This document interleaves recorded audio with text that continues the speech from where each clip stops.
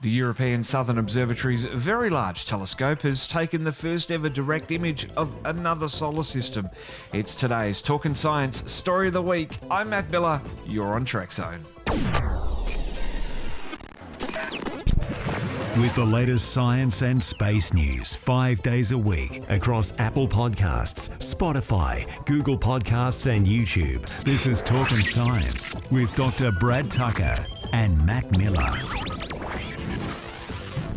Brad, our next story of the week. The first ever direct image of a sun-like star with its two gas giants. This is pretty cute. Look, it really is. It's a technique. It's called direct imaging. So, directly taking an image of an exoplanet, a planet around another star.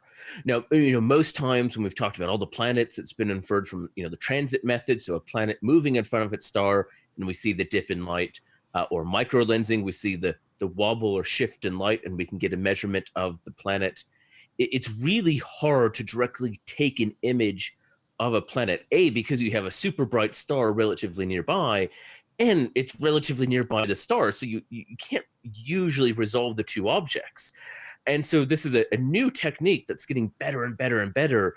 And this time it's the first image of a star that's very similar to the sun. I mean, it's almost spot on in terms of mass. Sun, it's much younger, but in terms of mass, it's almost spot on, and multiple planets, something that has definitely never been done before. And astronomers were using the European Southern Observatory's very large telescope as something that features regularly here on Talkin' Science. It's doing a lot of great things for exoplanet research. Yeah, there's some amazing instruments that they've built, either to directly measure the wobble of light, so we can measure the atmosphere, as we've talked about before, with, say, the planet that rains iron, or in this case, being able to essentially resolve the light so closely that we can see these planets. And it's actually quite an interesting complementary technique. When we find these transit planets, these planets going in front of the stars, usually they're really close to their star because we have to see the dip in light, and we need to see it multiple times. So we kind of need to see it multiple years so you can't be waiting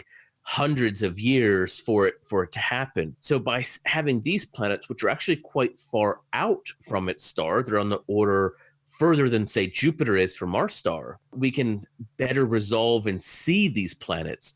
So it's definitely a new technique that is complementary to the other planets we're finding, but it also is allowing us to directly see these planets. And it doesn't necessarily mean that we're garnering a whole bunch more information by directly seeing it, but it's a different way of seeing it that also confirms, like, hey, that, just as we can go outside and see Mercury and Venus and Mars in our nighttime sky as bright objects in the sky, we can see that around a different star system. The team also found that the two exoplanets are much heavier than anything in our solar system, the inner one being about 14 times Jupiter's mass and the outer one 6 times.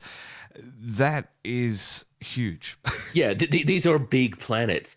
And, again, one of the reasons it was able to be seen is, just as Jupiter appears really bright in the nighttime sky, so you could be bright because you're close to us, or you could be bright because you're big and reflecting a lot of light. These cases, because they're big, they're reflecting a lot of light, made them easier to be seen, which is, great for us.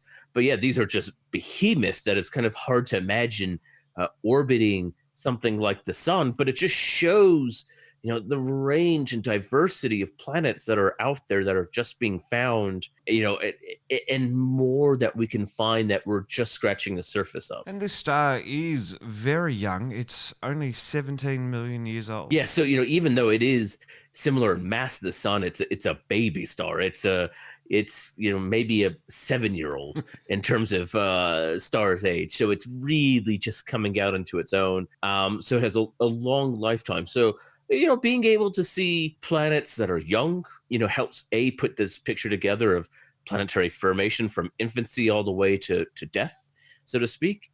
And seeing, again, this range allows us just to see when planets are forming, where they're forming, how they're forming, and what is forming, all an important part of the picture. I was researching the instrument that they were using to capture this image, the Sphere instrument, and it uses this very cool technique called a device called a coronagraph to block out the light from the sun to be able to capture these planets, because obviously the star is going to be a lot brighter.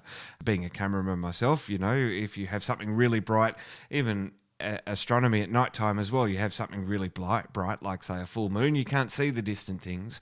Same sort of thing applies here with these planets. So to be able to blot out that star and bring up the luminosity of those planets it's a very cool technique. Yeah, and as you said, it's also kind of a simple one. It's something that we employ here on Earth. It's something the Sun probe, Solar Parker probe, and the Solar Orbiter are doing as well, because the sun's super bright, so it blocks out the direct part of the sun. SOHO, another solar probe, has done that famously. So it's a really cool, simple, straightforward way. And so by blocking that light out, and then by being super sensitive to seeing the things around it, you can check it out. In fact, if you think about it, if you're ever looking into the nighttime sky and you want to see some of the fainter things, you can actually use your peripheral vision, your side vision, because that allows you to see some of the fainter, more subtle detail and resolve some of those things that you wouldn't normally be able to directly see. So it's a cool just combination of simple optics and physics to be able to do this awesome discovery. Awesome, Brad. Well, we're going to catch you again in the next episode, 422. We're going to be talking about Russia's anti-satellite weapons.